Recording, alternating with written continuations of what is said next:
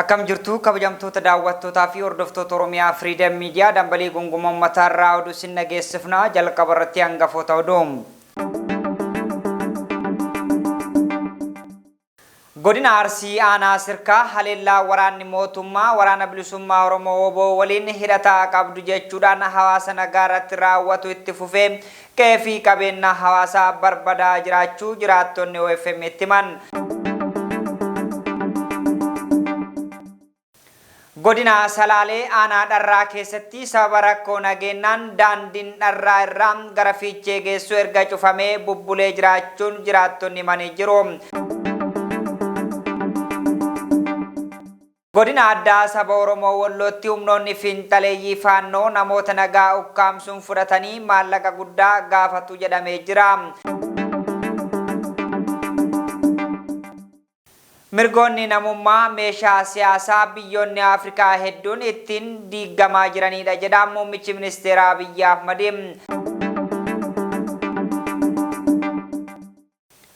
Oduu kenna ibaatiin kaadhimamtoota pirezidaantummaa Iraaniif dhiyaatan keessaa ilaalcha fooyya'aa qabu kan jedhaman Masuud Pereshikaan pirezidaantii haaraa Iraan ta'uudhaan filamanii. Oduu isin dhageessisuun kan isin wajjin turan Jibriil Muhammadii amma oduu bal'inaan. Godina Arsii aanaa Sirkaa haleellaa waraanni mootummaa waraana bilisummaa Oromoo obbo waliin hidhataa qabdu jechuudhaan hawaasa nagaa irratti raawwatu itti fufee qe'ee fi qabeenya hawaasaa barbadaa jiraachuu jiraattonni OFM itti himan.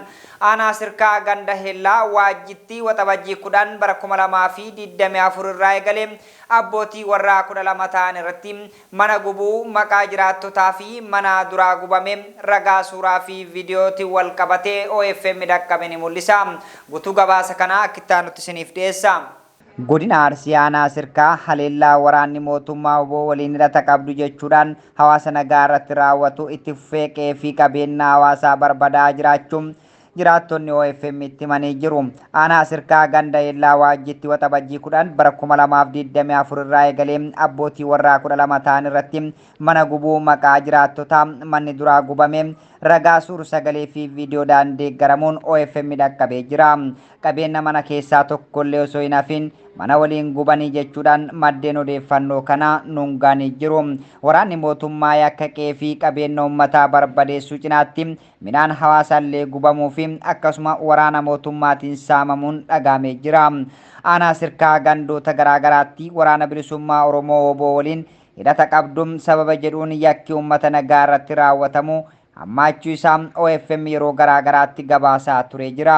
Yakka uummata nagaa irratti raawwatamu kanaan hedduun lubbuu dhabanii qe'ee hawaasaa manca'ee uummanni qe'ee isaa irraa gadi lakkisee bosonatti baqachuudhaaf dirqamee jira.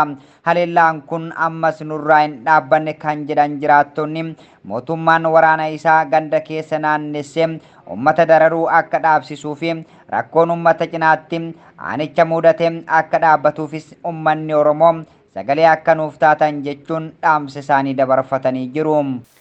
Godina Salaalee aanaa Dharraa keessatti sababa rakkoo nageenyaan daandiin Dharraa irraa gara Fiichee geessu erga cufamee bubbulee jiraachuun jiraattonni himanii jiru.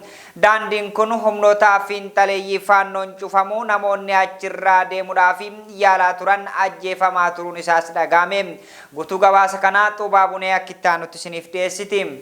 Godina Salaalee aanaa Dharraa keessatti sababa rakkoo nageenyaan daandiin Dharraa irraa gara Fiichee geessu erga cufatee bubbulee jiraachuu himu jiraattonni. Daandiin kun humnoota fiinxaaleeyyii faannoon cufamuun namoonni achirra deemuuf yaalaa turan ajjeefamaa turaniiru. Bara kana barattoonni aanaa Dharraatti kutaa 12ffaa barachaa turan sababa haala nageenya daandii kanaan qorumsa fudhachuu hin dandeenye jedhan. Daandiin aanaa Dharraa irraa gara Fiichee geessu kun humnoota fiinxaaleeyyii faannoon erga cufamee turee jira. Daandiin biraa gara naannoo Amaaraa keessa qaxxaamursu jiraatus dhalattoota Oromoo daandicha irratti ugguruun ajjeesuu fi maallaqa gaafachaa waan turaniif uummanni deemuu hin dandeenye. Daandiin kun shira abbootiin qabeenyaa humnoota fiinxaaleeyyii kana waliin hojjetaniin cufamuun karaa marra beetee akka deeman taasisaa turan jedhame. Dhukkubsataa fi deessuun tajaajila yaala fayyaa gahaa argachuu hin dandeenye jedhame. Bara barnootaa kana barattoonni aanaa Dharraatti kutaa 12ffaa barachaa turan qorumsa waliigalaa kennamu fudhachuuf gara Yuunivarsiitii Salaalee deemuuf turan sababa rakkoo nageenyaa fi daandiin daandiin kun cufaa ta'eef qorumsa osoo hin fudhatiin hafanii jiru. Barattoonni kun gara Yuunivarsiitii Salaalee deemanii qorumsa fudhachuuf ka'anii turan iddoo ganda Gooroo jedhamutti of duuba deebi'an jedhame. Kallattii aanaa hidha bu'aa bootee irraan humnoonni finxaaleeyyii kun weeraranii jiraachuu himu maddeen OFM. Daandiin kun laga jamaa kana bootee fi dharraa wal qunnamsiisuu irratti cufaa jiraachuu himan. Rakkoon nageenya aanicha keessaa yeroo gara yerootti ulfaataa deema jedhan. Gabaa fi tajaajila fayyaa hospitaalaa argachuuf uummanni rakkoof saaxilamaa jira jedhan jiraattonni. Barattoonni barnootaaf akkasumas namoonni hojiif aanaa isaanii irraa ba'anii gara biraa turan gara maatii isaaniitti deebi'uu hin dandeenyes jedhu. Yeroo qonnaa ganna qotamaa jirutti sababa rakkoo nageenyaaf dhiyeessiin xaa'oo dhabamuun qonnaan bulaa jalaa hojiin qonnaa ugguramee jiraachuu himatan.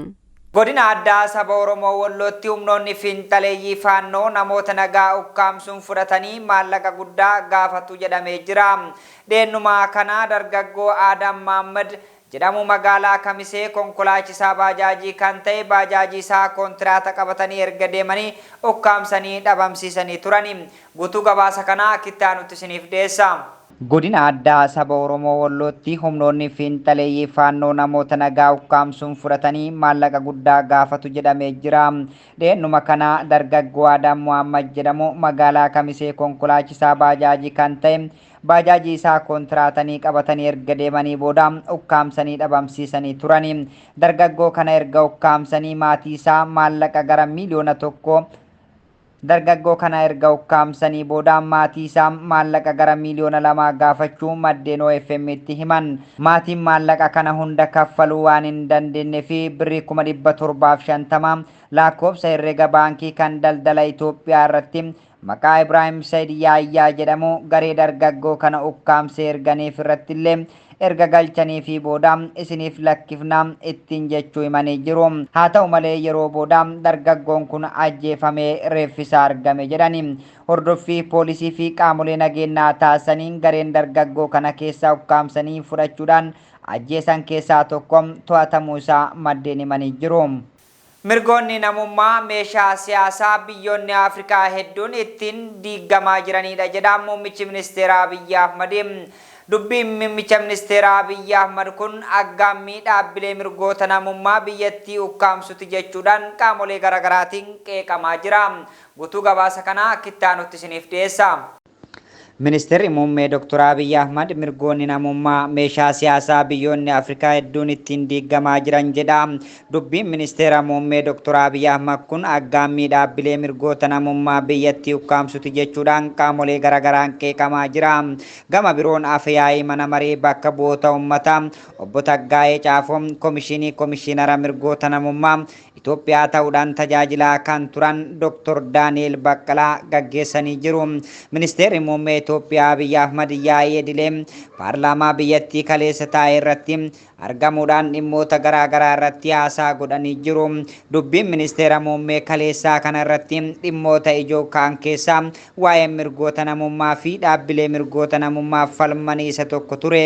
Haasaa ministeerri muummee dhimma kana ilaalchisuudhaan godhan hedduun aggaammii dhaabbilee mirgoota namummaa ukkaamsuti jechuun qeeqamaa jira. Abiyyi Ahmad mirgi namummaa meeshaa siyaasaati jedhani. Falmaan mirgoota namummaa targaa biyyoonni Afrikaa hedduun ittiin diigamaa jiran akka ta'es ibsanii jiru. Dubbiin ministeera muummee hojii falmaa mirgoota namummaa golgaa ergama qaama biraa raawwachuutti fedhii qaamolee biyya diiguudhaaf socho'anii qaalmaan ga'uudhaaf yaada jedhu kan akeekudha. Dubbiin ministeera muummee hojiin falmaa mirgoota namummaa golgaa ergama qaama biraa raawwachuutti fedhii qaamolee biyya diiguudhaaf socho'anii galmaan ga'uudhaaf yaadu jechuudhaan akeekaa ture.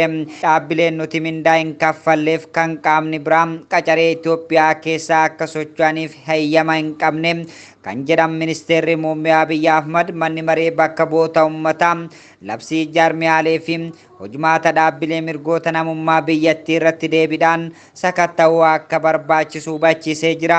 Dhaabbilee keenya dhiibbaa lamarraa bilisa ta'uu qaba kan jedhu Dr. Abiyyi Ahmad dhiibbaa mootummaan Itoophiyaa irraayis dhiibbaa biyyootaa fi qaamolee biroo irraayis walaba ta'uu qaba. Haala amma jiru kanaan dhiibbaa keenyarraa bilisa ta'anis dhiibbaa qaama biraa jala jiru jechuun dubbata. Adeemsi kun hin hojjetu jechuun sirrachuu akka qabus dhaamee jira.